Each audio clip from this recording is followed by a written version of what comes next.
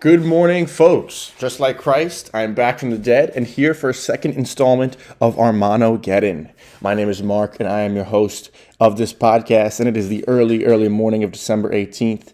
And in this second episode, we already have a few major differences from our first. The first will be our location of recording.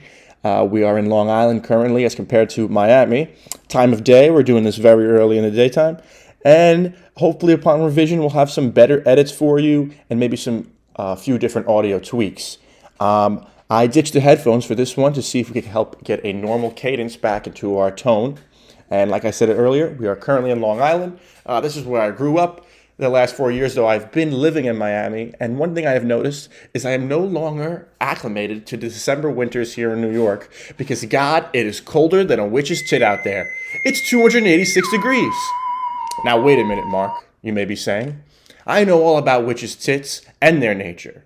I know that witches' tits are cold. And because I know that they're cold, I'm dubious about your prior claim. A witch's tit, 286 degrees? Well, my rebuttal to my listeners is settle your hubris. You may think you know about witches' tits, but you do not. I, on the other hand, have been studying witches' tits for over 80 years. I've forgotten more about witches' tits in the last decade than you will come to know in a lifetime. Because of my regimented research on witches and their respective tits, I've come to learn that all witches are diligent practitioners of thermometry, and that the preferred unit of measurement is the Kelvin scale. That's right, folks, the Kelvin scale.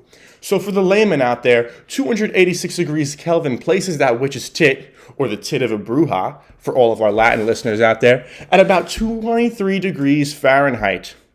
So yes, in New York, I'm sure that the air is more cold and frigid than a witch's tit, which is approximately 22 degrees currently. Now, is tits a curse word? Or is the formal definition titty? Or the pronunciation, rather? I don't know. It all sounds too affable. Anyway, let's turn to our Merriam-Webster dictionary for our word of the day. And today the word of the day is qualm. And the supplemental, or the definition it provides is, a qualm is a feeling of doubt or uncertainty about whether one is doing the right thing, or whether something is right or proper. Qualm is often used in its plural form as, I have no qualms with that decision. Now, the supplemental sentence for that is, Elena's parents had no qualms about her organizing a dinner party for her 3 closest friends. I'm going to provide my own supplemental sentence and say, I'm having major qualms about actually uploading this to YouTube. I think I'm going to proceed with it because I think it is the right decision. Anyways, bonus points for our listeners if we, going forward with our word of the day, if you could force it into conversation to try and sound enlightened and dominant over your adversaries. All right. A final announcement that went unaddressed in the first episode is, I know we have talked about the lack of poor audio, but now we're going to talk about the lack of webcam and visuals. Well, I don't want to spoil any of my 7 listeners out there, so just be patient in that regard. Again, the podcast is already on the second episode, so we're headed and moving in the right direction. On an actual positive note, I want to issue a reminder to make sure to get moving today. I got moving early in the morning by simply doing 50 push-ups. This is not a grand feat, but it is something, nothing special at all, but it is better than nothing. So I advise you and urge you today, do 50 push-ups or something in a similar vein. Walk around the block, stretch, or, do yoga, whatever the hell it is, but get yourself moving, get the blood flowing.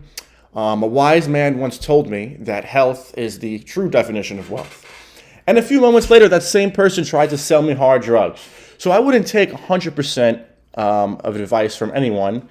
We're going to go about every episode, we're going to cover advice, just like we did in the first one.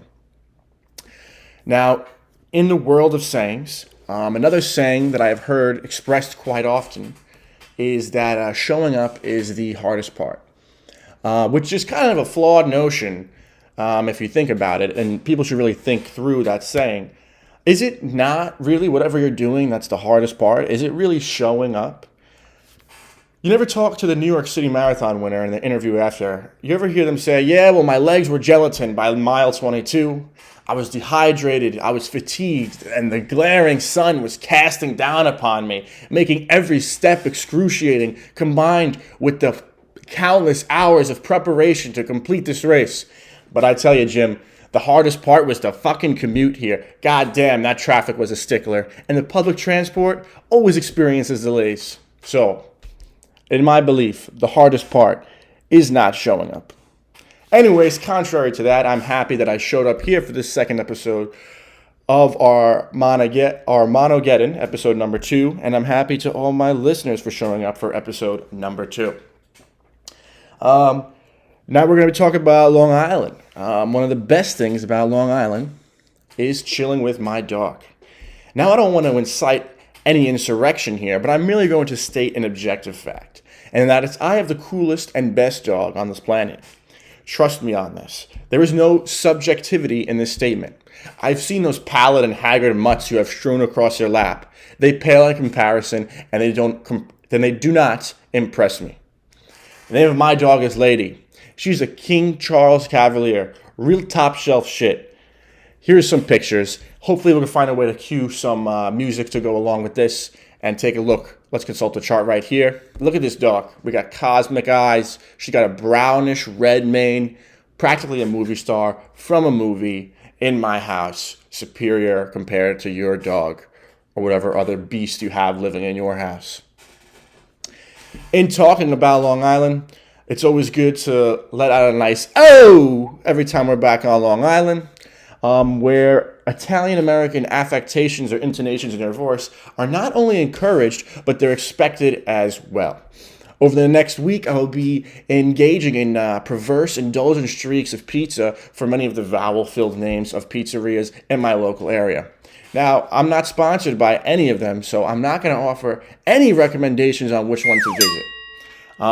Hopefully, that'll help drive in some revenue when people realize, hey, maybe we could reach out to about 13 people if we pay this kid a bunch of money to talk about our restaurant.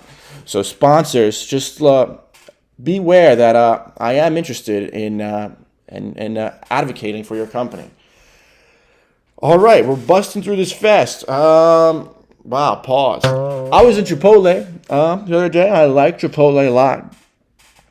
Pretty common theme, not news. I think a lot of people share that.